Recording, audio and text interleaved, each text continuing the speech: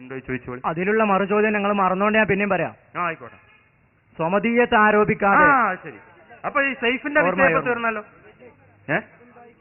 അല്ല, സൈഫിന്റെ വിഷയം എന്തായി? അദ്ദേഹത്തിനെ കുറിച്ച് ആ ഗ്രന്ഥത്തിൽ അങ്ങനെ പറഞ്ഞിട്ടില്ല എന്നോ മറ്റോ നിങ്ങൾക്ക് അഭിപ്രായമുണ്ടോ? തഖ്രീബ് തഹ്ദീബ് ആ ഗ്രന്ഥം ഞാൻ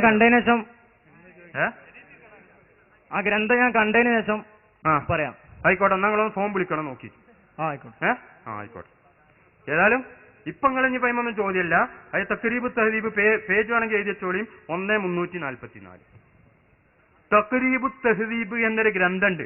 ഇനി റഹബി എന്ന് പറഞ്ഞിട്ട് വേറൊരാളുണ്ട്. അത് പുത്തൻ പ്രസ്ഥാനക്കാരൊക്കെ അംഗീകരിക്കുന്ന ആളാണ് റഹബി. അദ്ദേഹം പറയുന്നത് എന്താണോ? കാന അഖ്ബാരിയൻ ആരിഫൻ, പരിചയ സമ്പന്നനായ ചരിത്രകാരനാണ് സൈഫ്.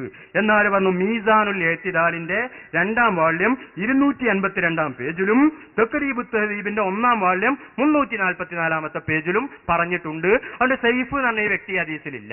ഇനി വേറൊരു ഹദീസിൽ സൈഫ് ഉണ്ട് നിൽക്കുക. എന്നാ വേറൊരു ഹദീസ് സൈഫ് ഉള്ളതുകൊണ്ട് സൈഫ് ഇല്ലാത്ത ഹദീസ് ലൈഫാവൂല, അതും കൂടി സ്വഹീയാവുന്നല്ലാതെ. ഹദീസ് നിദാന ശാസ്ത്രം എന്താണ്? 2 ഹദീസ് ഉണ്ട്. ഇതിൽ ലൈഫരായ ആളുണ്ട്, ഇതിൽ ലൈഫരായ ആളില്ല. ഇങ്ങനെ ഇതിലുള്ളതുകൊണ്ട് ഇത് ലൈഫാവൂല. ചിലപ്പോ ഇതും കൂടെ ഏതാവും മറ്റൊരു പരമ്പര, സ്വഹിയായ പരമ്പര ഉള്ളതുകൊണ്ട് ഇതും കൂടെ സ്വഹിയാവുന്നല്ലാതെ മറ്റും കൂടെ ലൈഫാകാന്നുള്ള ഒരു നിദാന ശാസ്ത്രം ഒരു ഹദീസ് പണ്ഡിതനും പറഞ്ഞിട്ടില്ല.